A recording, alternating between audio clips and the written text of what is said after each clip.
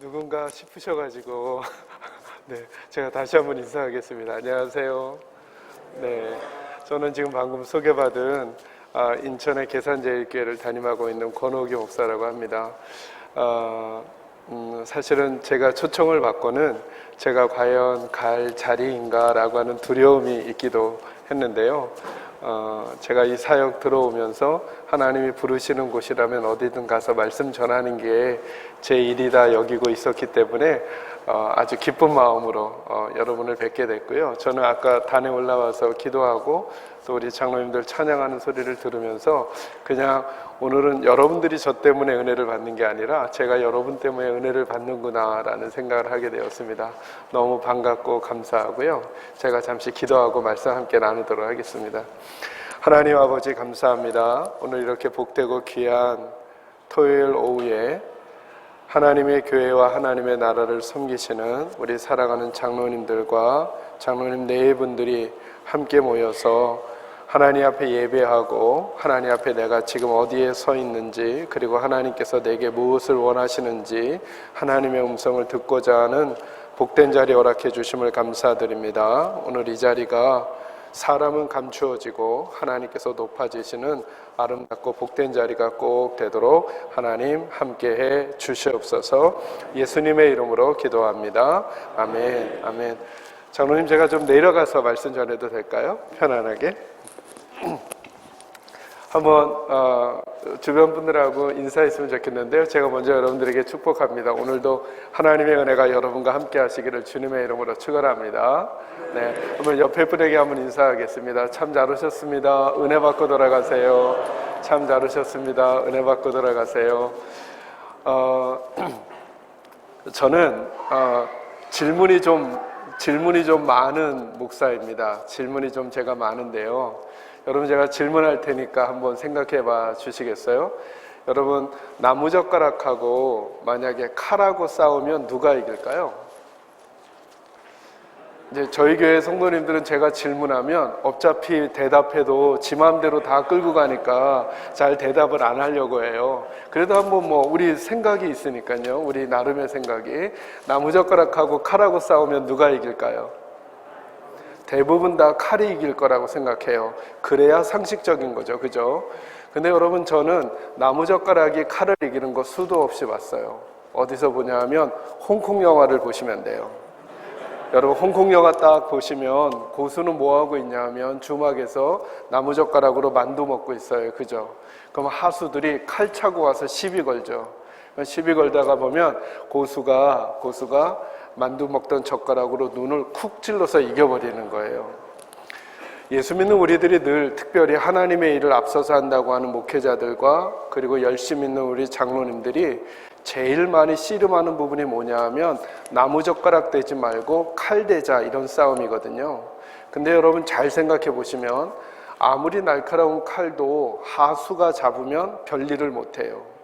그런데 아무리 나무젓가락이더라도 고수이신 하나님이 붙드시면 다른 사람들이 생각할 수도 없는 일들을 할 수 있다는 사실을 여러분 믿으시기를 바랍니다.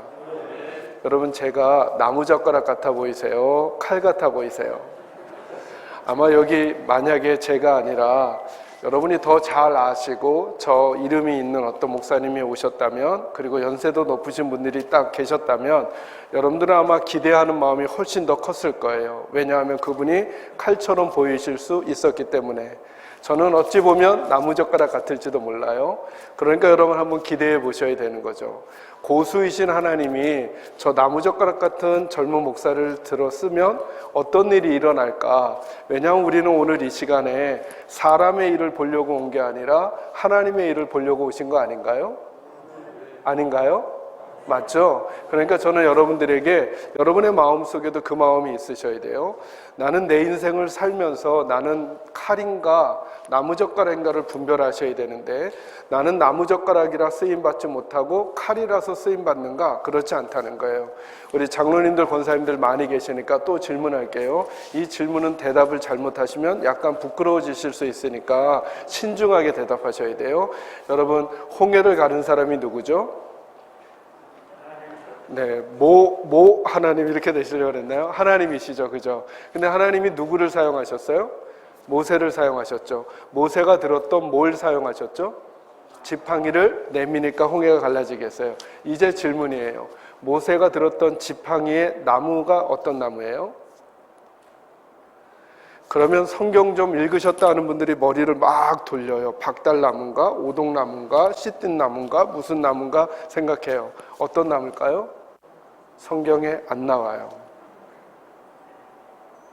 그러니까 홍해를 가르는데 어떤 나무인지는 중요하지 않았어요. 누가 사용하시면 돼요?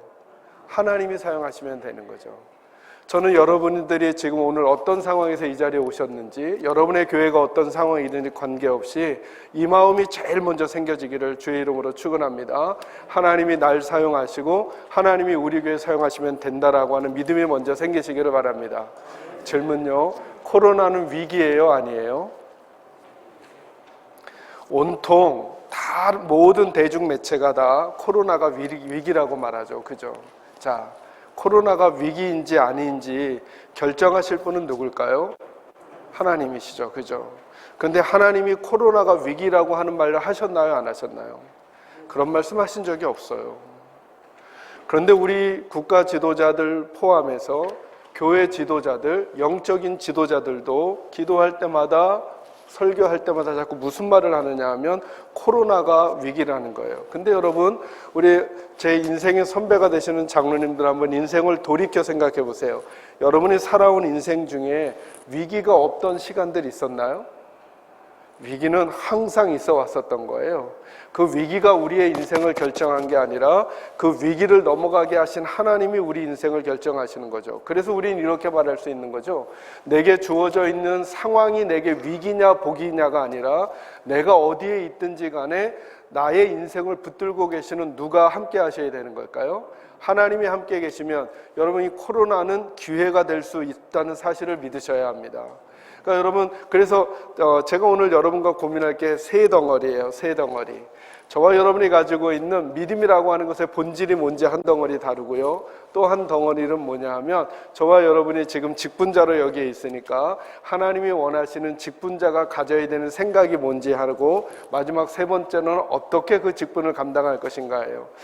여러분, 저는 질문이 많다 그랬잖아요. 아까 우리 이런 인사 나눴잖아요. 은혜 많이 받고 돌아가시라고. 여러분, 은혜 받는다는 게 뭘까요? 은혜 받는다는 게 뭘까요? 여러분, 내일도 주일을 준비하고 있는데요. 내일도 은혜 받으셔야 되잖아요. 은혜 받는다는 게 뭘까요? 이렇게 질문을 하니까 저도 막막해졌던 때가 있었어요. 제가 고등학교 2학년 때 저희 교회가 아주 작은 개척교회였었는데 고등부 부장집사님께 여쭤봤어요. 집사님, 은혜를 받는다는 게 뭐예요? 제가 왜 그런 궁금증이 생겼냐 하면 예배나 집회가 끝나고 나면 늘 우리 집사님, 권사님들이 목사님께 그러는 거예요. 목사님, 오늘도 은혜 받았어요. 이러시는 거예요. 저도 그렇게 말하고 싶은데 알아야 되잖아요. 은혜 받는다는 게 뭐길래 저렇게 말씀하시나. 그래서 제가 부장집사님께 여쭤봤더니 그분이 저한테 이렇게 말씀하시는 거예요. 오교야, 은혜 받는다는 건 받아보면 알아. 이러는 거예요. 받아보면 아나 이렇게 말했는데 제게는 어떻게 들렸냐면 우리 집사님 잘 모르시나 보다. 모르니까 설명을 안 해주시나 보다. 이런 생각이 딱 들었어요. 그래서 제가 용기 내가지고 작은 교회니까 목사님하고도 이렇게 소통할 수 있었으니까 저희 목사님께도 여쭤봤어요. 목사님, 은혜 받는다는 게 뭐예요? 두 분이 짜셨는지 대답이 똑같아요. 목사님도 뭐라 그러시냐면 받아보면 알아 이러시는 거예요. 근데 제게 어린 제 마음에, 제가 그때도 신학을 하려고 하는 마음이 있어서요. 제 마음에 어떤 마음이 있었냐면 나는 나중에 내가 성경을 가르치는 입장이 되고 가르치는 사람이 되면 내가 가르치는 대상인 학생들이나 성도들에게 하나님의 말씀을 선명하게 알려줄 수 있는 사람이 되면 좋겠다라고 하는 갈증이 생겼어요. 그러고 나서 신학교 공부하고 기도하면서 말씀 보면서 은혜를 받는다는 것을 두 가지로 요약할 수 있었어요. 여러분 꼭 기억해 놓으세요. 왜냐하면 이걸 잘 모르면 은혜를 받고서도 받았는지를 모르는 거예요. 제가 한 번은, 지금은 그렇지 않은데요, 예전에 제가 교회 신문을 편집하는 그 일을 맡았던 적이 있어요. 요즘 뭐 이메일이 있고 카카오톡이 있으니까 그런 원고들 그냥 주고받는 거 어렵지 않았는데요, 예전에는 그거 이렇게 수정하려면 직접 출판사로 가곤 했었거든요. 가서 해야 되는데 차가 없으니까 이제 지하철을 타고 갔어요. 근데 지하철 티켓을 끊고 갔는데 차 안에서, 지하철 안에서 딱 생각이 들었어요. 그거 말고는 돈이 없었던 거예요. 제가 이렇게 얼굴이 두껍지가 못하거든요. 그래서 그 종로까지, 인천에서 종로까지 가면서 계속 걱정인 거예요. 가서 돈을 좀 꿔달라고 하자니 이게 좀 저기 하고 막 불안불안하고 가다가 마지막 내릴 때쯤 뒷주머니 딱 보니까 제 뒷주머니에 10만 원짜리 수표가 있는 거예요.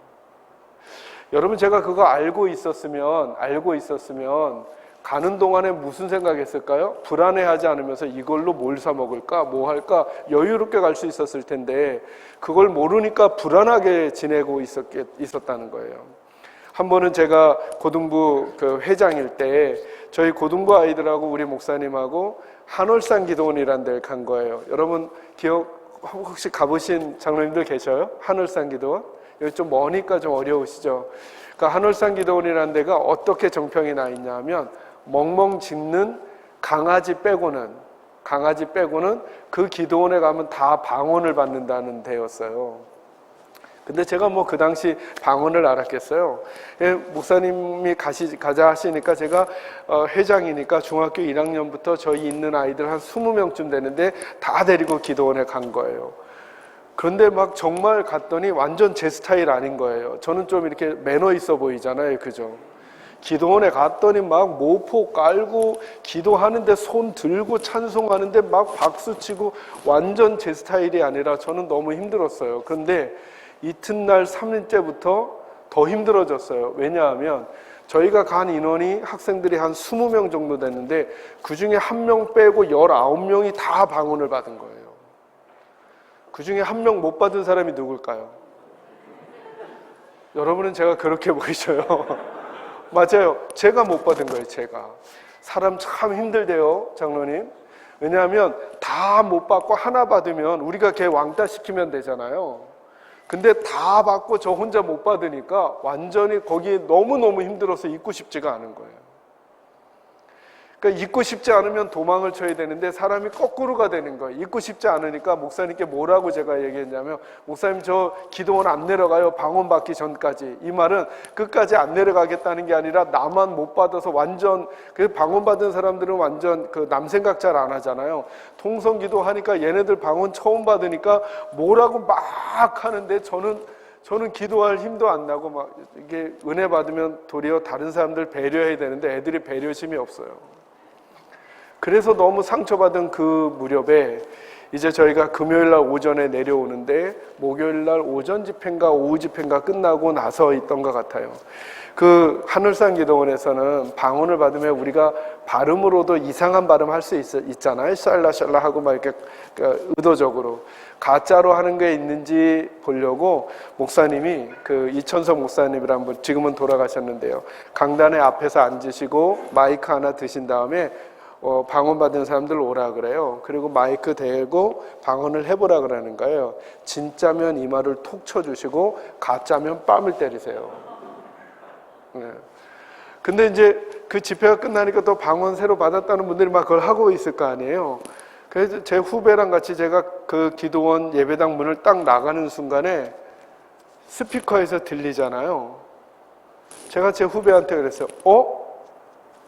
나 이거 옛날부터 하던 건데? 제가 그런 거예요. 그 발음을 듣는 순간. 근데 제 후배가 그러면 형도 한번 나가봐. 근데 잘못 나가면 어디 맞아요? 뺨 맞을까 봐 겁나는 마음이 있잖아요. 그래도 제가 하고 있었던 거니까. 그래서 용기를 내서 줄을 서고 드디어 목사님 앞에 딱 섰는데 목사님이 제게 마이크를 대고 머리에다 손을 먼저 얹어요. 얹는 순간 제 입에서 방언이 전에 하던 게 쫙 나오는 거예요. 그리고 목사님이 제 이마를 톡 쳐주셨어요. 질문요. 제가 방언을 언제 받았죠? 그때 아니면 한참 전에. 한참 전에 받았죠, 저는. 근데 그게 방언인 줄 모르니까 기뻐하고 즐거워하고 누릴 수 있는 시간들을 도리어 시샘하고 걱정하고 염려하고 불평하고 원망하면서 그 시간까지 왔었던 거예요. 왜요? 은혜 받은 줄을 모르니까. 근데 오늘날 많은 성도들이 은혜를 받는다는 게 무엇인지 선명한 그림이 없으니까, 여러분 지난 주일날 은혜 받으셨어요?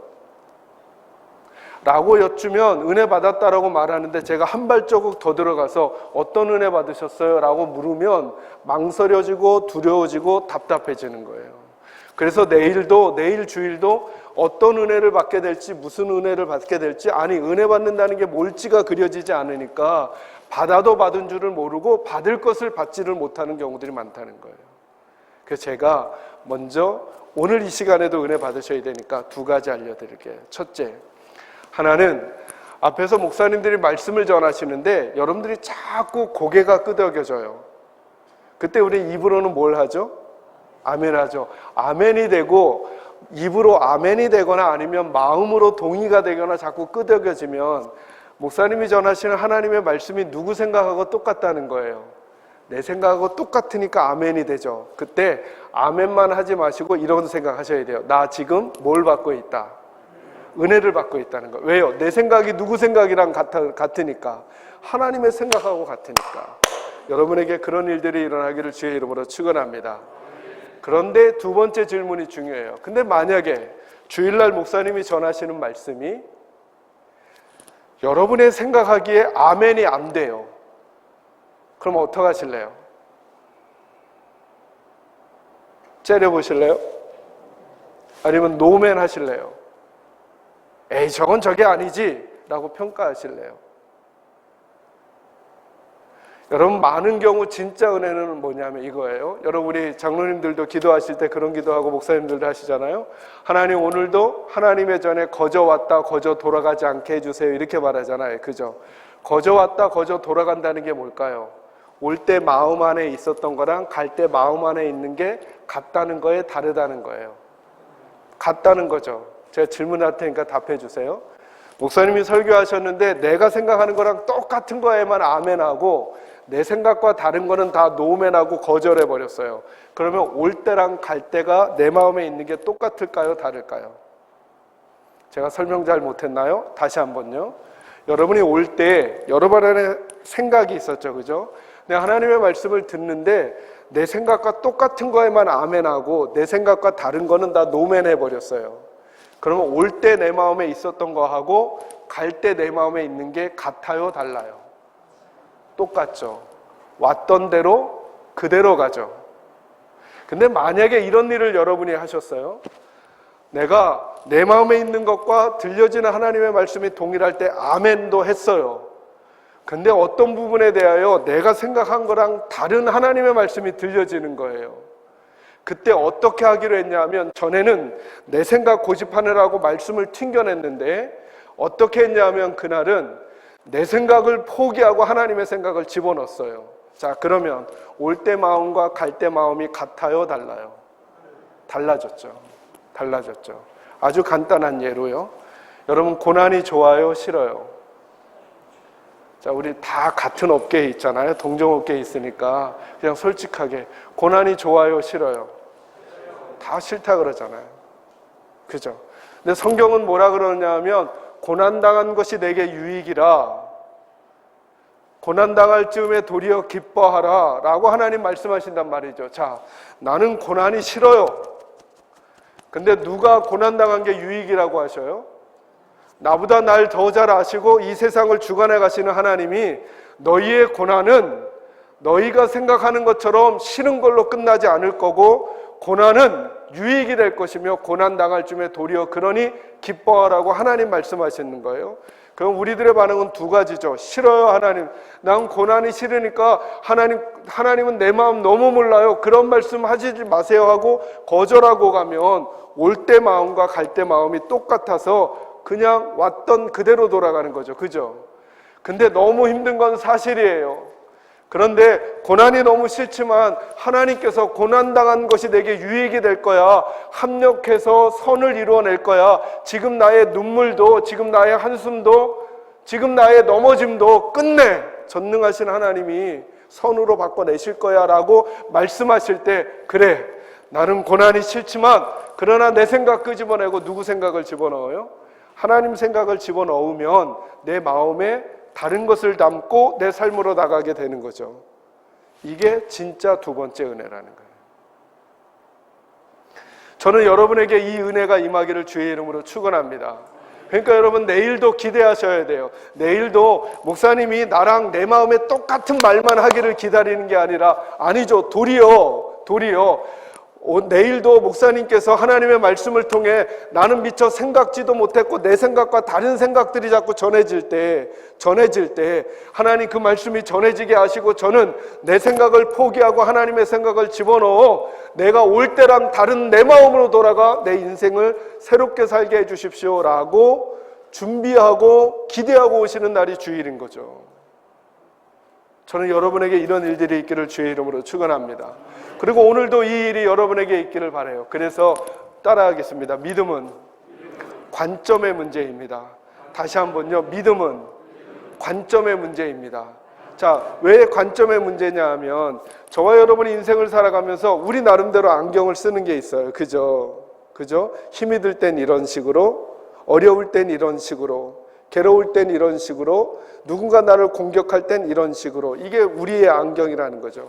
근데 믿음이라고 하는 건 뭐냐 하면, 내 안경을 벗어버리고 누구 안경을 쓰는 걸까요? 하나님의 안경을 쓰는 거예요.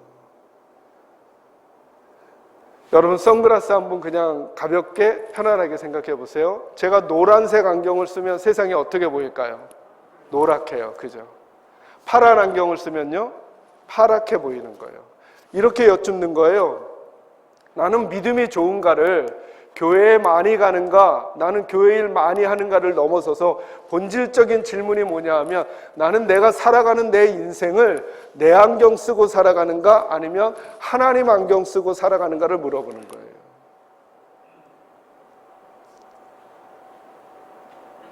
그래서 여러분, 이스라엘 백성들을 하나님께서 애굽에서 가나안으로 옮기실 때, 그래서 구원이 두 가지 이동이거든요. 제가 서두에 말씀드렸죠. 저는 선명하게 설명해 드리는 목사가 되고 싶은 게 제 소망이라고. 제가 구원이 뭘까라는 생각을 많이 묵상했어요. 성경을 깊이 이렇게 묵상하다 보니까 깨달아졌어요. 여러분, 구원은 두 가지 이동이에요. 여러분, 이스라엘 백성을 어디에서 어디로 옮기셨어요? 애굽에서 가나안 땅으로 옮기시죠.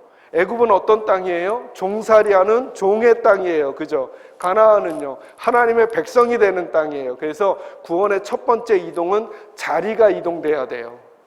종의 자리에서 하나님의 자리로, 하나님의 자녀의 자리로. 이건 방법이 하나밖에 없어요. 유월절 어린 양의 보혈의 공로로 애굽을 나와서 가나안에 들어가는 방법밖에 없어요. 그래서 하나님께서 이스라엘 백성을 구해내는 목적이 뭐냐 하면, 애굽 땅에서 가나안 땅에 들어가게 하는 거예요. 자리를 이동시키는 거예요. 신분을. 그런데 여러분, 중요한 게 또 한 가지가 있어요.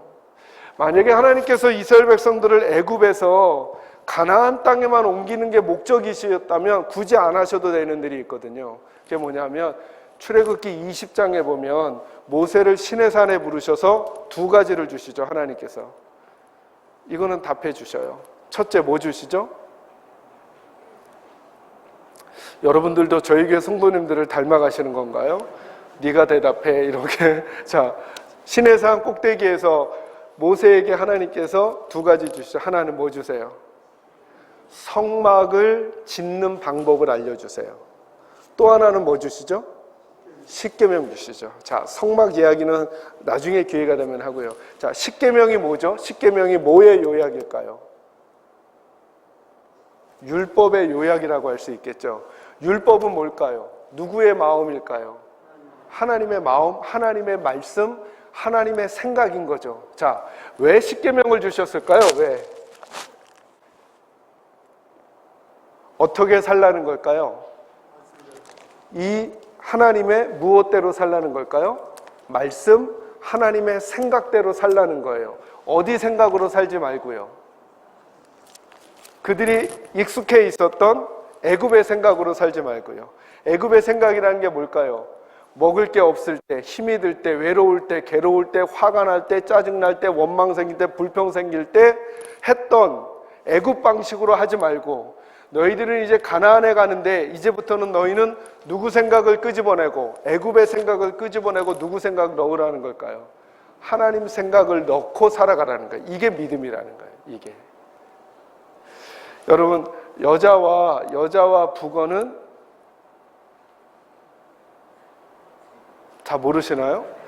여자와 북어는 며칠에 한 번?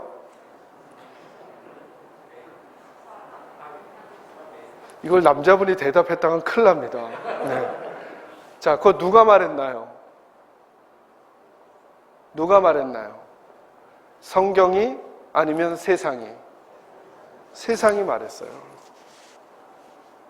근데 교회에서 안내위원 잘하시고 주차 관리 잘하시는 우리 안수 집사님도 집에 가서는 아내를 샌드백처럼 때리는 거예요.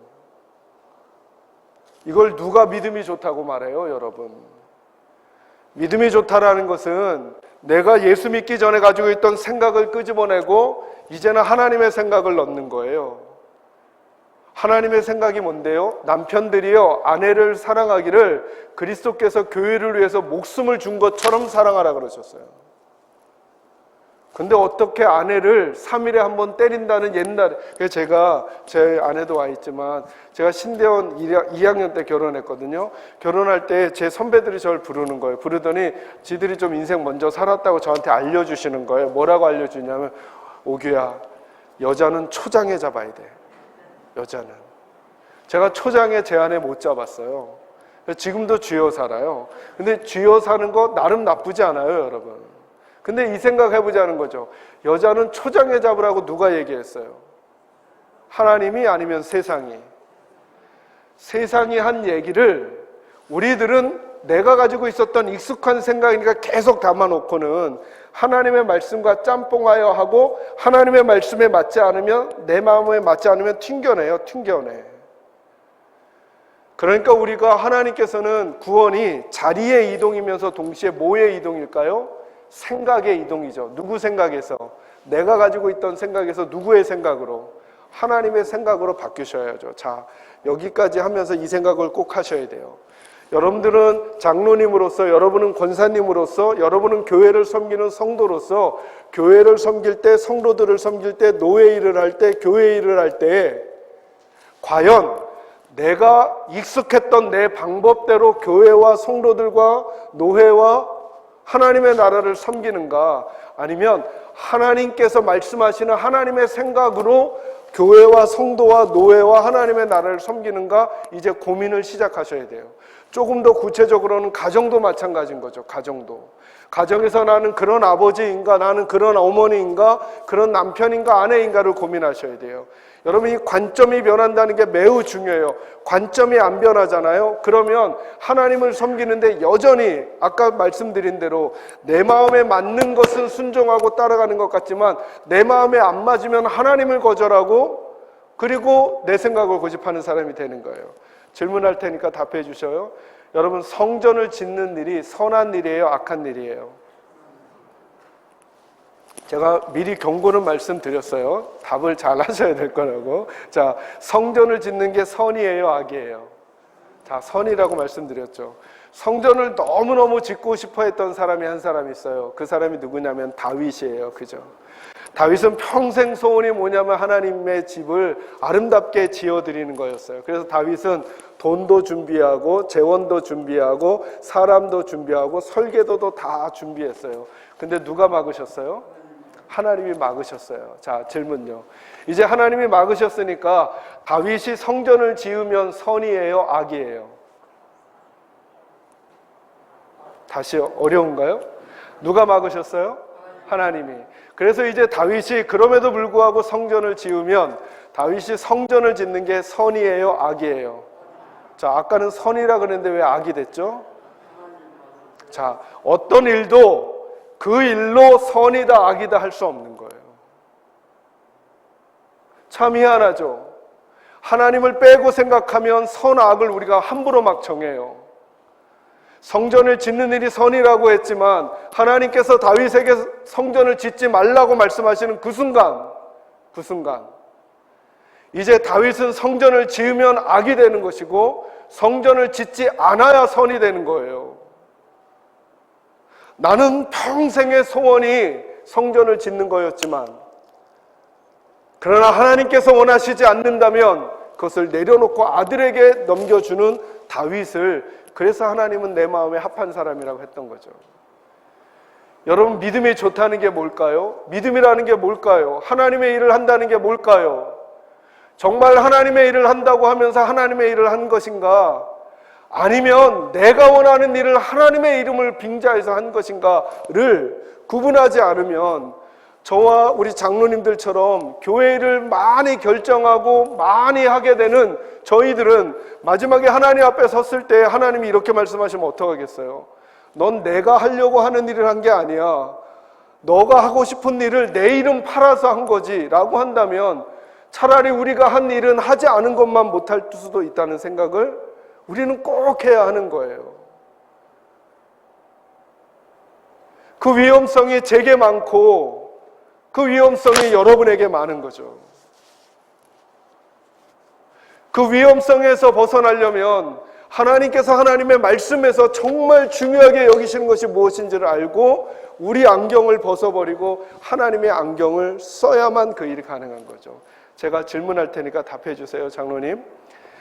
말씀을 많이 보고 기도를 열심히 하는 분이 교회 일을 결정하는 게 좋을까요? 말씀 많이 안 보고 기도 조금 적게 하는 분이 교회 일을 결정하는 게 좋을까요? 이건 어렵지 않으니까요. 1번, 2번 어떤 걸까요? 제가 질문할 테니까 또 답해 주세요. 여자 성도님들이 말씀을 많이 보고 기도를 많이 할까요? 남자분들이 기도를 많이 하고 말씀을 많이 볼까요? 1번, 2번 어떤 거예요? 교회 일은 남자가 주로 결정해요? 여자가 주로 결정해요? 그죠? 이렇게만 질문해봐도 우리들은 오늘 하나님 앞에서 우리가 어떻게 결정해 가야 하고 어떤 태도와 자세로 일해야 하는지에 대한 하나님의 말씀에 제 이 말은 무슨 말인가? 저 목사님 그러니까 이제부터는 다 여자분들한테 권한을 주자는 주인가? 아니죠. 그러니까 우리 남자 성도들도 더 뭐 하자는 거예요. 내 사회 경험으로 교회 섬기지 말고 말씀 공부 열심히 하고 하나님 앞에도 무릎 꿇고 기도하는 일꾼들이 필요하다는 거예요. 그러지 않고 결정하고 그러지 않고 진행하게 되면 열심히 했고 많이 했음에도 불구하고 시간이 지나고 나면 도리어 그것이 하나님 앞에 아픔이 되는 일이 될지도 모른다고 하는 것 때문이에요. 여러분, 관점의 변화는 얼마나 중요하냐면요, 보셔요. 한 번은 예수님과 예수님의 제자들이 배를 타고 갈릴리 바다를 지나가고 있었어요. 지나갈 때 예수님은 배에 고물에서 베개를 베고 주무시고 계셨어요. 그러니까 몇 명만 깨어 있었던 건가요? 어렵지 않잖아요. 예수님 제자들만 깨어 있었으니까 몇 명이죠?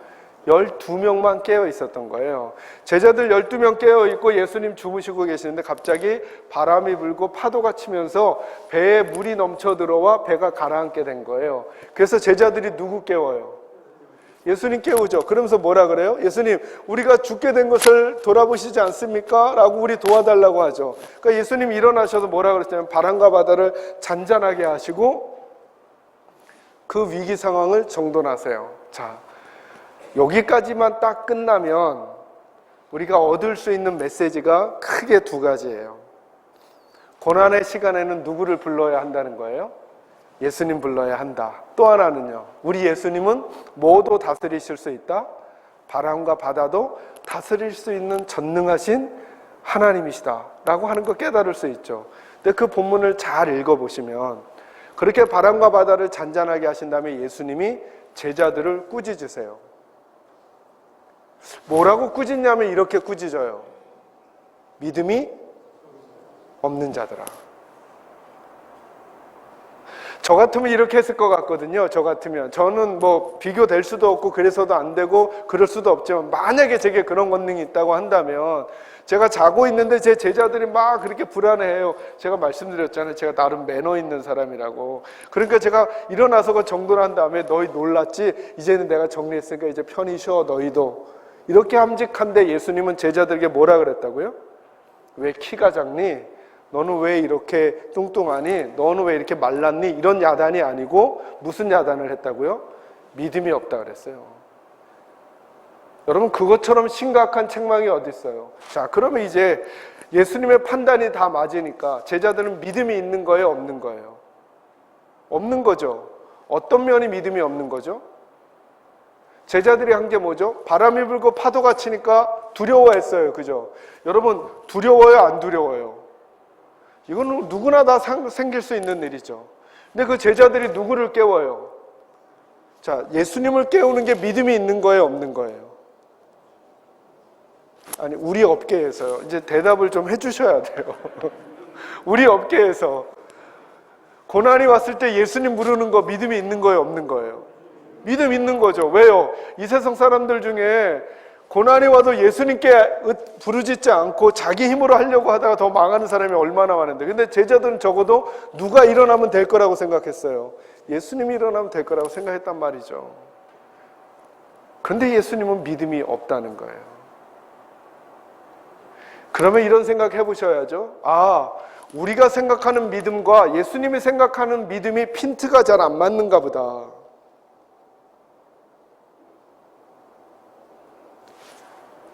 예수님이 이렇게 말씀하시는 것 같지 않으세요?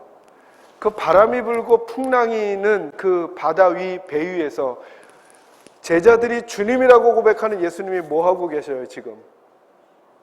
뭐 하고 계셔요? 주무시고 계시죠? 그러니 너희도 뭐 하라는 걸까요?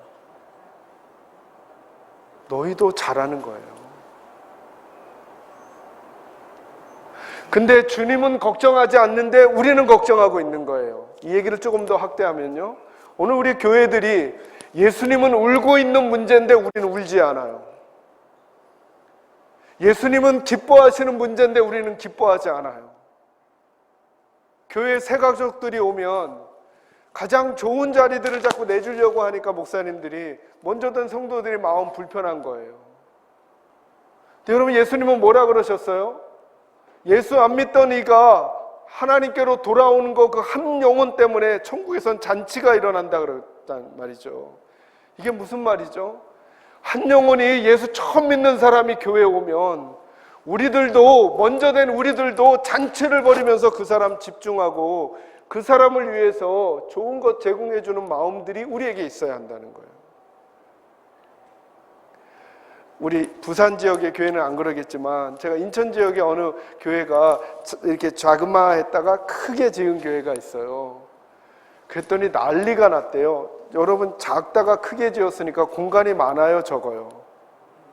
많아지니까 더 편안할 줄 알았더니 난리가 났대요. 왜냐하면 모든 기존의 부서들이 공간 달라고 막 하면서 더 그 공간도 예배당하고 가까운 데를 주고, 커지니까 먼 데서는 한참 오니까 거긴 안 가려고 하고, 이 다툼 때문에 집이 더 넓어졌는데 도리어 마음은 또 불편해지는 일이 생기는 거예요. 주님은 울고 계신다면 우리도 울어야죠. 그 문제에 대해서. 주님이 기뻐하신다면 그 문제에 대해서 기뻐해야죠. 이게 믿음 아니겠냐는 거예요. 저는 오늘 이 자리에 계신 우리 장로님들과 권사님들의 믿음의 시선이 바뀌는 일들이 있기를 주의 이름으로 축원합니다. 관점이 얼마나 중요하냐면요, 그래서 매주 예배 드리실 때마다, 그리고 여러분 스스로 성경을 읽으실 때마다 이런 생각으로 읽으시는 거예요. 하나님이 오늘도 내 관점을 바꾸고 싶어 하시는구나, 내 시선을 바꾸고 싶어 하시는구나. 그래서 여러분, 관점만 바꾸잖아요, 성경에 놀라운 풍성한 것들이 많이 보여요. 마태복음 20장에 보면 이런 비유가 나와요. 한 번은 포도원 주인이 포도원 품꾼을 구하는 일이에요. 아침 새벽에 나가보니까 일자리를 못 구한 사람이 있어요. 여러분, 이거 아시죠? 그래서 포도원에 가서 일하라 그랬어요. 그리고 3시간 뒤에 9시에 가보니까, 오전 9시에 가보니까 여전히 일자리를 못 구한 사람이 있어요. 그래서 내가 너한테 얼마 주마 하고 일을 시켜요.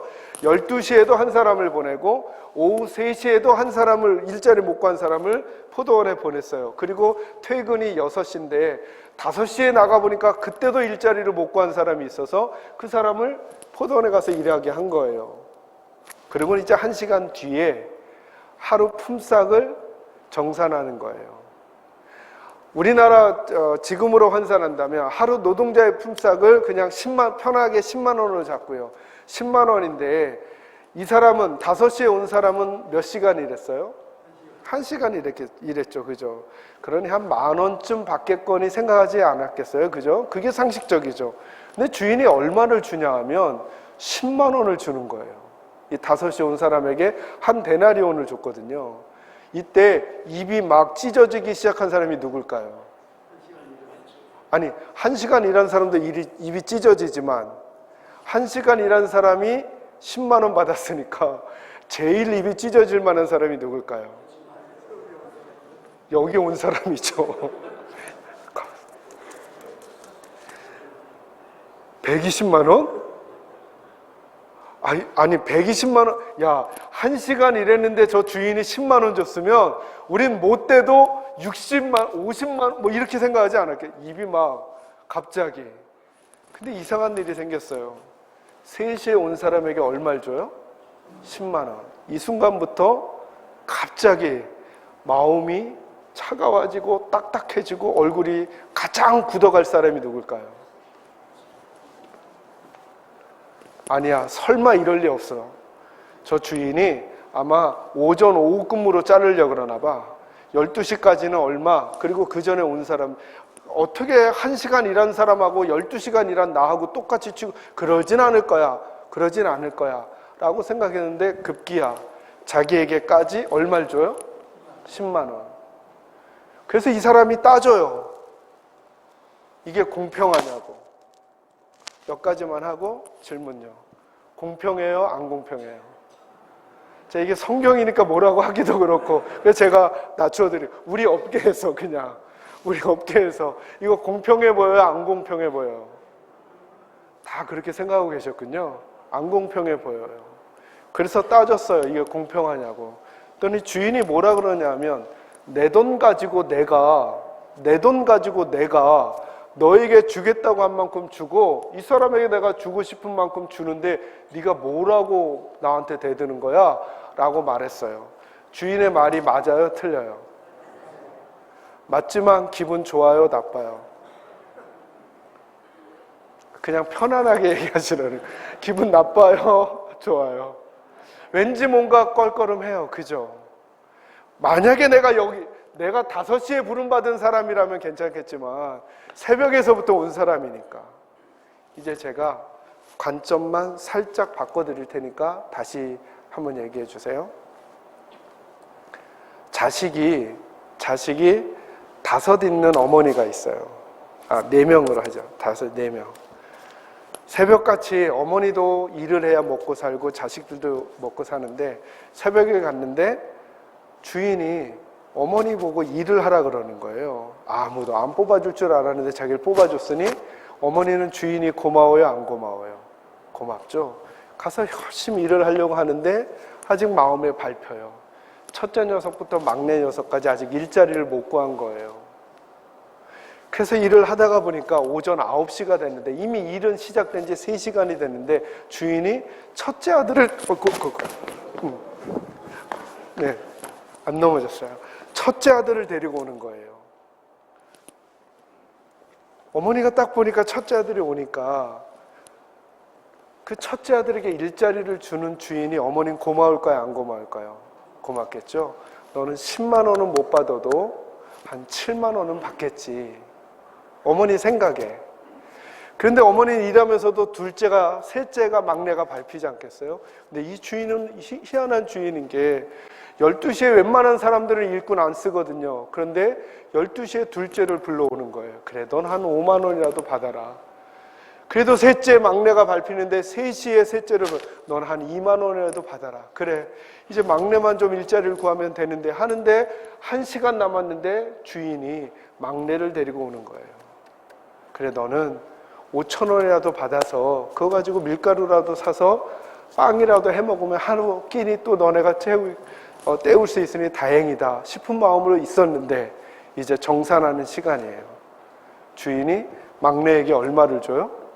10만 원을 주는 거예요. 그때 엄마가 이렇게 할까요? 주인은 잠깐만요. 이거 부당합니다. 쟤한테 어떻게 10만 원을 줍니까? 5천 원 아니면 1만 원을 줘야죠. 이렇게 할까요? 안 할까요? 엄마가 할까요? 안 할까요? 안 하죠. 도리어 5,000원 혹은 10,000원밖에 못 받을 거라고 생각했던 막내가 10만 원을 주인에게 받게 되니까 이 엄마는 주인이 고마울까요? 안 고마울까요? 고맙죠. 성경은 이렇게 설명하고 이 본문의 맨 앞에 이게 하나님의 나라다라고 설명해 주셨어요. 우리는 여전히 교회 일을 하면서도 무슨 생각하냐 하면, 여러분 우리 권사님들 많이 느끼실 거예요. 많이 느끼실 거예요. 뭘 많이 느끼시냐 하면, 김장하는데 나는 오전 7시부터 와서 다듬었어. 근데 김 집사는 마지막에 양념 다 하고 버무리고 포장할 때쯤 5시에 끝났는데 4시쯤 온 거예요.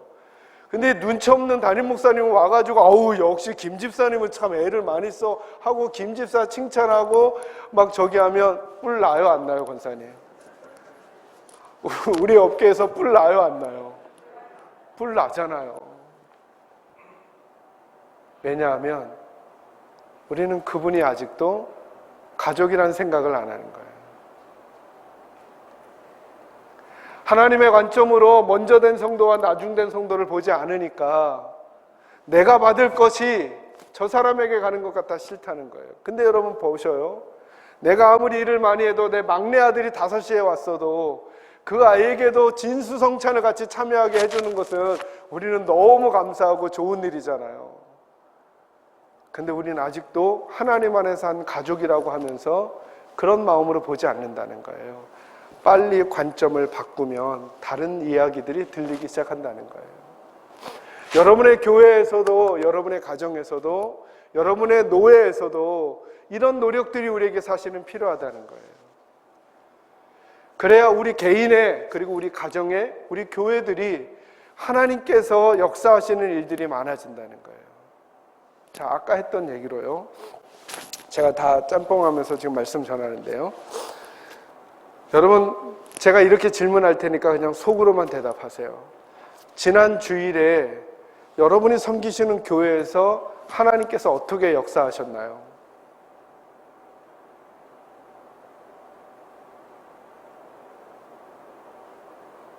지난 주일 예배 때 하나님이 어떤 역사를 여러분에게 보여주셨나요? 제가 믿는 건 이거예요. 사랑하는 장로님, 권사님 여러분. 지금 이 시간에도 저는 만약에 하나님께서 저와 여러분에게 손만 한번 이렇게 해주셔도 우리는 감당하지 못할 감격과 충격을 가지고 이 예배당을 나가게 될 거예요. 그죠? 근데 매 주일 수많은 교회들이 예배를 드리고 수많은 성도들이 예배를 드리면서 그 안에서 하나님이 하신 일에 대한 이야기가 떠오르지 않는 거예요. 우리가 한 건 떠올라요. 주차요원, 예배관리, 예배위원, 찬양위원, 기도, 설교, 우리가 한 건 다 떠오르는데 하나님이 하신 일이 없는 거예요. 여러분 보시겠어요? 홍해를 누가 갈랐죠? 하나님이 가르쳤죠. 누구를 통해서? 자, 그 장면을 한번 보는 거예요. 하나님이 어떻게 홍해를 가르쳤냐 하면 뒤에는 모세가 앞에 있고 뒤에는 누가 있어요? 이스라엘 백성들이 있죠. 그 뒤에는 애굽의 군대가 쫓아오고 그 앞에는 홍해가 있단 말이에요. 하나님이 모세 보고 손에 든 지팡이를 내밀라는 거예요. 모세가 순종하여 손에 든 지팡이를 내미니까 뭐가 갈라져요? 바다가 갈라지는 거예요. 그때 지금 이 앞에 카메라가 있는 것처럼, 그때는 없었지만 지금처럼 만약에 홍해 저 건너편에서 카메라가 있어서 모세의 모습을 클로즈업 하는 거예요. 가깝게 당긴다면 모세의 표정이 어땠을까요? 갈라지는군 이랬을까요? 아니면 입이 떡 벌어졌을까요? 떡 벌어졌겠죠. 왜죠? 자기는 한 일이 뭐밖에 없어요. 이거밖에 내민 일이 없는데 뭐가 갈라져요? 홍해가 갈라지니까. 그러니까 모세는 입이 떡 벌어지는 거죠. 자기는 분명히 알죠. 홍해를 내가 가른 게 아니라 누가 가른 거예요? 하나님이 갈렸다는 건 안 거죠. 그래서 모세는 하나님께 놀래요. 그래서 그는 점점점 민수기 말씀으로 가보면 그는 그의 성품의 온유함이 지면에 어떤 사람보다 승하대요. 근데 여러분 모세는 원래 온유한 사람이 아니에요. 어느 정도로 온유하지 않냐 하면 하나님이 너 바로에게 가서 내 백성을 보내라고 해라 그랬더니 모세가 간대요, 안 간대요? 안 간다 그러죠. 왜 안 간다 그러죠? 안 간다는 핑계를 댄 게 있잖아요. 뭐가 어눌하다고요? 말을 잘 못한다는 거예요. 근데 이해되세요, 여러분? 말을 잘 못하는 모세가 지금 누구랑 말싸움하고 있어요? 하나님하고 말싸움하고 있죠? 모세는 기분이 나쁜 거예요. 왜 기분이 나쁘냐 하면 젊은 날 40대에 자기가 이스라엘 백성들을 구해내려고 했거든요. 근데 하나님이 안 들어주셨어요. 그리고 나머지 40년, 80이 될 때까지 어디 가서 살았죠? 미디안 광야에 가서 백성을 치리하던 위치에 있던 왕자가 누구를 치리하고 있었어요? 양들을 치리했죠. 그때 그가 어떤 마음이었을까요? 처음엔 막 속에서 불이 났을 거예요. 어떻게 나한테 이럴 수가 있냐. 근데 그것도 5년, 10년 지나다 보니까 마음이 누그러져서 그래, 내 인생 이렇게 마무리해야지 하던 차에 누가 찾아왔어요? 하나님이. 어디로 가라고요? 바로의 궁정으로 가라고요. 가고 싶어요? 안 가고 싶어요? 안 가고 싶은 거죠. 그래서 하나님하고 말싸움했던 게 누구냐면 모세인 거예요. 근데 그 모세가 하나님께 놀라기 시작하는 거예요. 그러니까 나중에는 어떻게 되냐면 그의 온유함이 지면의 어떤 사람보다 승하다는 거예요. 재밌는 말씀 해드릴까요? 신명기 끝부분에 보면 모세가 몇 살에 죽죠? 40에서 120에 죽죠. 근데 특징이 있었어요. 그가 죽을 때 하나님이 어떻게 하셨냐면 요단강 동쪽편 느보산 꼭대기에, 성지순례 가보신 장로님 권사님들 아시죠? 지금도 느보산 꼭대기에 처음부터 걸어 올라가나요? 버스 타고 가서 조금만 걸어 올라가나요? 조금만 걸어 올라가요.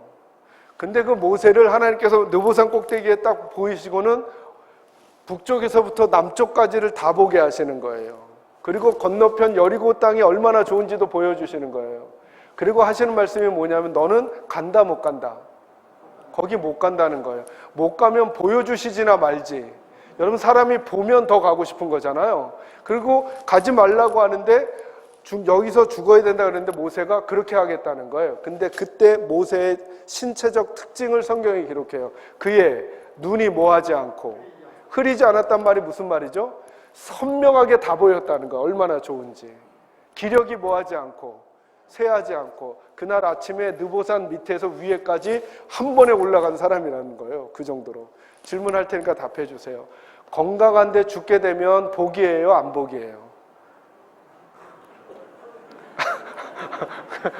그냥 건강한데 죽게 되면 복이에요? 안 복이에요? 이게 막 헷갈리더라고요. 네. 뭐 어떤 어른들은 건강하게 살다가 하나님 나라 가고 싶다는 거예요.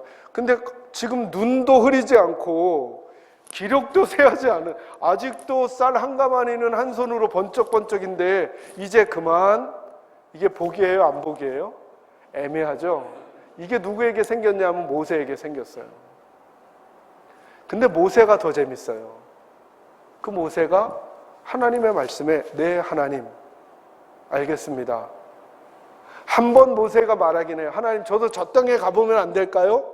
여러분, 그 정도 말하면 안 될까요? 하나님, 알겠습니다. 제가 이제 그만 가겠습니다. 대신 요단강 건너가서 여리고 땅 한 번만 밟고 그 흙냄새 한 번만 맡아보. 지난 40년 동안 거기 가는 게 제 사명이었고 제 목적 아니었습니까?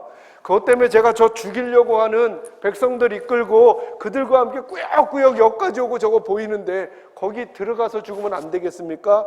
라고 하나님께 따져 묻고 땡깡 부리면 심한가요? 안 심한가요? 우리 업계에서 그렇게 하면 심한가요? 안 심한가요? 우리가 보기엔 심해 보이지 않아요. 그죠? 근데 모세가 거기서 그쳐요. 제가 그때 그 말씀 묵상하면서 깨달았어요. 모세의 나머지 마지막 40평생의 목적지는 가나안이 아니라 어디였을까요? 하나님이었던 거예요. 하나님.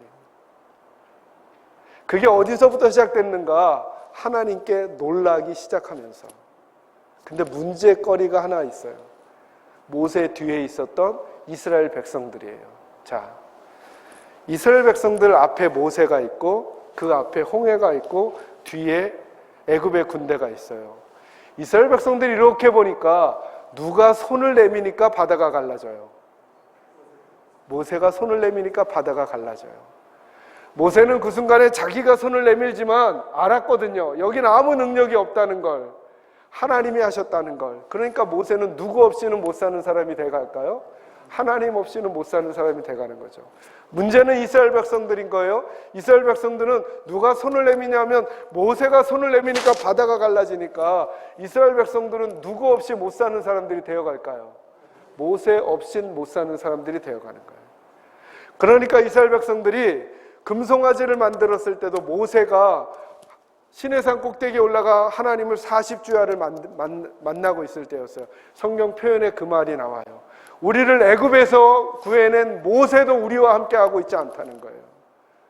그 두려움이 그들로 하여금 우상을 만들어내는 거죠. 제가 장로님들과 권사님들께 여쭈는 거예요. 여러분들은 지난 주일날 하나님께 놀라셨나요? 하나님께 놀라셨나요? 여러분의 교회에는 하나님께 놀랄 만한 일들이 일어나고 있나요? 하나님께서 예배 가운데, 찬양 가운데, 기도 가운데, 하나님께서 말씀 가운데 역사하시는 일이 있어서 우리 모두가 그 하나님의 놀라우심 때문에 놀라고 충격받고 죄를 자복하고 엎드려 하나님 앞에 새로운 결단과 각오를 하는 일들이 일어나야, 하나님의 일이 일어나야 그곳에서 하나님께서 의도하신 일들이 일어나지 않겠냐는 거예요. 저는 이런 일들이 우리 부산노회 장로회를 기점으로 해서 생겨날 수 있기를 주의 이름으로 축원합니다. 어떤 지도자가 돼야 되나요? 제가 더 말씀 진행하기 전에 여러분, 어떤 장로님이 되셔야 될까요? 어떤 권사님이 되셔야 할까요? 여러분들이 한 4가지씩만 골라보셔요. 네, 맞아요. 그런 분들 되시면 돼요. 근데 베드로전서 5장 1절에서 4절에서는 크게 4가지만 말해줘요. 첫째, 그 직분을 소중하게 여기라는 거예요. 여러분, 목사의 직분은, 장로의 직분은 너무 귀한 거예요. 이건 하나님이 우리에게 주신 거거든요. 이걸 너무 소중하게 여기셔야 돼요. 저는 우리 선배 목사님들 중에 제가 부흥 집회 내는 거 참여해 보면 그런 말씀하시는 분들이 있어요. 에이, 하나님이 나 안 쓰시면 하나님이 손해지 뭐. 하나님은 절대 손해 아니에요. 도리어 하나님이 써주시는 게 우리에게 감사한 거죠. 저는 하나님이 저 안 써주실까 봐 걱정이에요. 하나님은 저희 계산제일교회 저 말고 더 좋은 목사님 수도 없이 세우실 수 있어요. 근데 하나님이 저 써주시니 너무 감사하죠. 저는 우리 부산노회 장로님들도 그런 마음 계셨으면 좋겠어요.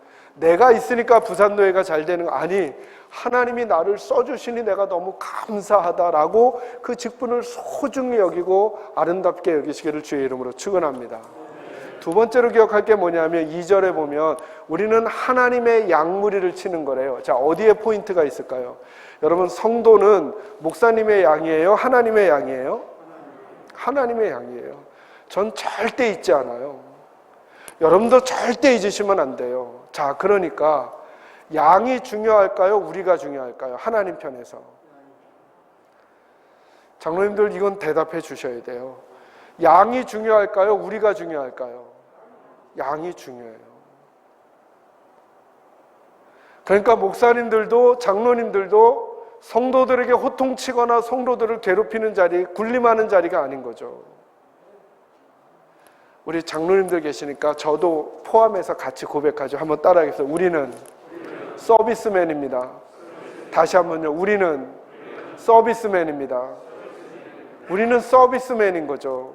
여러분, 식당 가셨는데 서브해 주시는 분이 거칠게 하면 기분 좋아요? 나빠요? 너무 나쁘죠. 저는 저와 함께 있는 우리 부교육자들에게 늘 말해요. 우리 교회에서 제일 서비스를 잘해줘야 될 사람이 나와 여러분들입니다. 누가 중요하냐 하면 하나님의 양들이 중요한 거죠. 오해하면 안 되는 거죠. 계산제일교회는 제 양이 아니에요. 그죠? 계산제일교회 성도님들은 누구의 양이세요? 하나님의 양이시고 그 양들을 잘 성경에 보면 치라 그랬잖아요. 이 친다는 말은 치는 거 아니잖아요. 설교로 쳐서도 안 되고 말로 쳐서도 안 되고 손으로 쳐서도 안 돼요. 이 친다는 말은 잘 케어해 준다는 거예요. 잘 케어해 준다는 거예요. 마음 안 다치도록 그들의 인생을 잘 돌봐준다는 거예요. 그러니까 제가 그리는 그림이 이거예요. 그러니까 제가 하나님께 칭찬받으려면 제가 성도들에게 뭘 떨어야 될까요? 아양을 잘 떨어야죠. 그래야 하나님께 가서 얘기해 줄 거 아니에요, 우리 성도들이. 하나님, 저는 권목사람 믿음생활 할 때 너무 행복하고 좋았어요. 근데 거꾸로, 하나님, 사실은 저 그때 숨도 못 쉬었어요. 숨도. 권목사님 때문에 숨도 못 쉬고 저 그냥 간신히 믿음생활 했어요, 진짜. 수도 없이 떠나고 싶었는데 어쩔 수 없어가지고. 이러면 저는 하나님께 혼날 거 아니에요. 넌 도대체 어떻게 했길래 내 아들과 딸들이 이렇게 고통을. 근데 제가 우리 성도님들에게 가끔 아양 떨거든요. 가서 하나님께 잘 좀, 물론 저보다 먼저 갈지 나중 갈지 모르지, 가서 말 좀 잘해달라고. 권목사랑 함께 있어서 행복했다고, 권목사 때문에 하나님 더 사랑하게 됐다고, 하나님 좋아하게 됐다고. 저는 우리 장로님들도 그랬었으면 좋겠는 거예요. 저와 같이 하나님 앞에 교회 지도자로 부르심을 받은 우리 장로님들이 여러분 젊은 후배들에게, 여러분 교회 청년들에게, 여러분의 나중된 성도들에게 나는 우리 교회 장로님들 때문에 행복하게 믿음 생활해. 왜? 우리는 서비스맨이니까. 여러분, 서비스맨이 주머니에 손 넣고 이러면 될까요? 안 될까요? 안 되죠. 더 예절을 갖춰주고. 제가 그래서 우리 부교육자분들에게 주중에 교회에서 사역할 때도 사무실 밖으로 나올 땐 항상 넥타이랑 양복 잘 입으라고 해요. 목사님, 요즘 세대들 좀 자유롭게 해야죠. 어떤 분이 오실지 모르잖아요. 어떤 분이 오실지 모르잖아요. 그죠? 어떤 분이 오실지 모르잖아요. 여러분 보셔요.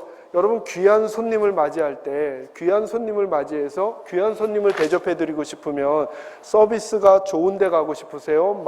막대하는 데 가고 싶으세요? 이거는 물어 뭐해요. 여러분의 교회에 여러분 장로님들은, 여러분 일꾼들은 어떤 서비스맨이세요? 기억하셔야죠. 우리는 누구의 양무리를 치는 거라고요? 하나님의 양무리. 다시 한번 따라합니다. 우리는 서비스맨입니다. 저는 우리 사랑하는 부산 노회 장로회 식구들 여러분들이 멋진 서비스맨들이 되시기를 주의 이름으로 축원합니다. 세 번째로 저희가 기억할 것은 뭐냐 하면, 제가 이 부분까지 좀 더만 하고 좀 말씀 마무리할게요. 여기 보면 하나님의 뜻을 따라 해야 된다 그랬잖아요. 이 싸움이 매우 중요해요. 여러분, 헌신이라는 게 뭘까요? 마르다와 마리아 얘기 아시죠? 이게 늘 교회사에서 성경을 해석할 때 충돌이 돼요. 그러나 여러분, 성경은 그냥 선명하게 읽어야 되는 거죠. 예수님은 마르다가 잘했대요? 마리아가 잘했대요? 우리 목사님들이 그러면 자꾸 성도님들이 이런 질문을 하니까, 그러니까 그럼 목사님 예배만 드리고 봉사는 하지 말라는 말이에요? 이런 말 할까봐 마르다도 잘했고 마리아가 이렇게 설명하려고 하지만, 그 본문에서는 뭐라고 예수님 하셨냐 하면, 마르다보다 누가 더 좋은 걸 선택했다 그래요? 마리아가. 그건 변함이 없어요. 이 말에 덧붙이거나 빼면 안 되는 거죠. 자, 보세요. 마르다는 착한 사람이에요? 안 착한 사람이에요? 착하죠. 왜? 누가 왔으니까, 우리 집에. 예수님이 왔고, 예수님의 사도들이 왔으니까 당연히 대접해야 돼요? 안 해야 돼요? 당연히 대접해야죠. 이 마음은 너무 귀하고 착하고 좋은 마음이에요. 이 마음을 우리 교회 식구들이 많이 가지고 있어요. 그래서 우리가 뭔가를 자꾸 하려고 하는 거예요. 근데 마르다는 어떤 생각이 있었냐 하면, 우리 집에 오신 예수님이 지금 뭘 하는지를 집중하고 있는 거예요. 우리 집에 오신 예수님이 지금 뭐 하고 싶어 하세요? 먹고 싶어 하세요? 아니면 얘기하고 싶어 하세요? 얘기하고 싶어 하신단 말이에요.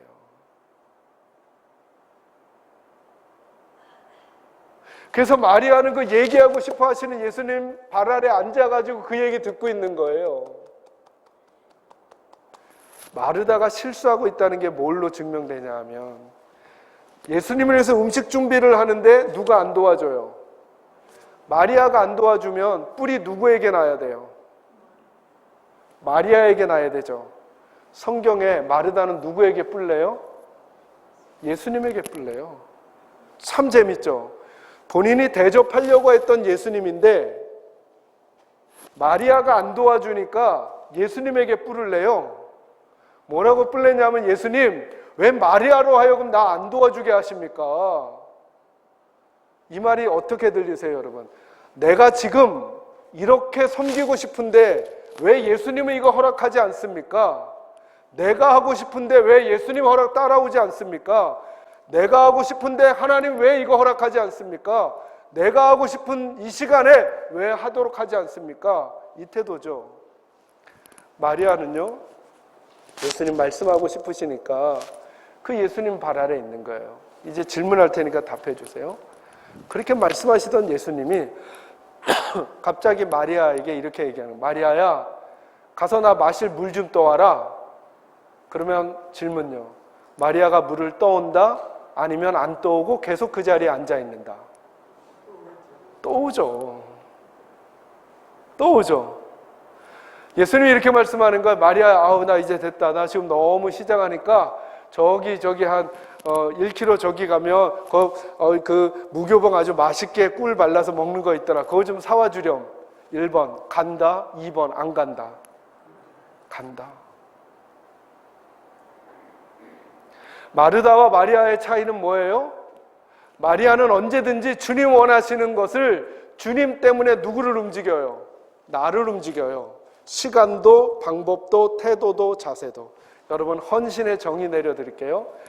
진짜 헌신과 섬김이라는 게 무엇인가? 하나님이 원하시는 것을 하나님이 원하시는 때에 하나님이 원하시는 방법과 하나님이 원하시는 태도로 해드리는 것. 이거랑 충돌이 일으켜지는 게 있겠죠. 하나님이 원하시는 건지 내가 원하는 건지, 하나님이 원하시는 때인지 내가 원하는 때인지, 하나님이 원하시는 방법인지 내 방법인지, 하나님이 원하시는 자세인지 내가 원하는 자세인지 충돌이 우리에게 많이 일어나죠. 그래서 제가 하는 사역을 말씀드리면, 제가 여러분 기도하고 우리 교회에서 어떤 사역을 너무 하고 싶어요. 예를 들어서 그럼 제가 당회에 안건을 내놓겠죠. 그러면 제가 기도하고 심사숙고해서 결정한 일인데 장로님들이 대부분 잘 도와주시지만 예를 들어 반대했다고 쳐요. 그러면 저는 어떻게 하면 될까요? 밀어붙일까요? 멈출까요? 장로님들이시라고 또 장로님 편만 들려고 하지 마시고, 제가 기도하면서 심사숙고해서 결정한 일이에요. 그래서 당회에 내놓았어요. 장로님들 반대하시면 저는 어떻게 할까요? 밀어붙일까요? 아니면 저는 수덥할까요? 저는 수덥해요. 저는. 왜요? 저와 함께 하나님의 교회를 치리하라고 하나님이 보내주신 장로님들이 아직 반대하신다면, 내가 깨달은 것이 하나님께서 원하시는 것인지 내가 원하는 것인지 저희가 목사지만 점검해야 될까요? 안 해야 될까요? 당연히 해야죠. 저도. 그리고 다시 하나님께 기도하면서 장로님들께 그 다음에 또 한 번 설명해 드리고, 그 때가 아니어서 안 된 거였는지 방법을 잘못 말씀드린 건지 점검하면서 다시 논의해 가야 되지 않을까요? 맞나요, 장로님? 그죠? 저 그렇게 하려고요. 그러면 우리 장로님들도 여러분의 위원회나 여러분의 부서, 노회에서 일하실 때 그 태도와 자세가 꼭 있어야 되는, 내 뜻보다 누구 뜻이 중요하다고요? 하나님의 뜻. 마지막 네 번째는 뭐냐 하면 상급을 꼭 기대하셔야 돼요. 이거 신학적으로 논쟁이 많이 있어요. 어떤 분들은 구원받는 것만 해도 상급인데 뭔 상급을 또 기대해? 제가 아까도 이런 말씀 드렸죠. 말씀을 있는 그대로 먼저 편안하게 받아들여 보는 거죠. 오늘 베드로전서 5장 4절에 보면 뭐라고 말씀하니 이렇게 말해요. 그리하면 목자장이 나타나실 때에 시들지 아니하는 뭘 주신다 그래요? 영광의 관을 주신다 약속하셨단 말이에요. 그죠? 구원만이 아니라 어떤 게 상일지는 몰라요. 제가 생각하는 주님의 상급은 이거예요. 전 이렇게 정해요. 주님이 주시는 건 다 좋은 것일 것이다. 뭘 받을지 생각하지 말고, 그게 금면류관이든 뭐든 그건 중요하지 않아요. 무엇이든지 간에 하나님께서 우리들이 이 사역의 길을 잘 걸어가고 나면 우리를 위해서 하나님이 예비해 놓으신 상이 있다는 거예요. 그건 어떤 것이든 너무나 좋은 것이 될 거예요. 저는 우리 부산노회의 장로님들, 권사님들, 그리고 여러분이 섬기시는 교회와 노회가 그런 일꾼들이 계셔주셔서 하나님의 관점으로 성도들을 사랑해주고 교회를 섬겨주면서 끝내 하나님께 아름다운 상급도 받으시는 놀라운 분들이 여러분 모두가 꼭 되시기를 주님의 이름으로 축원합니다. 이제 말씀 마치겠습니다. 네.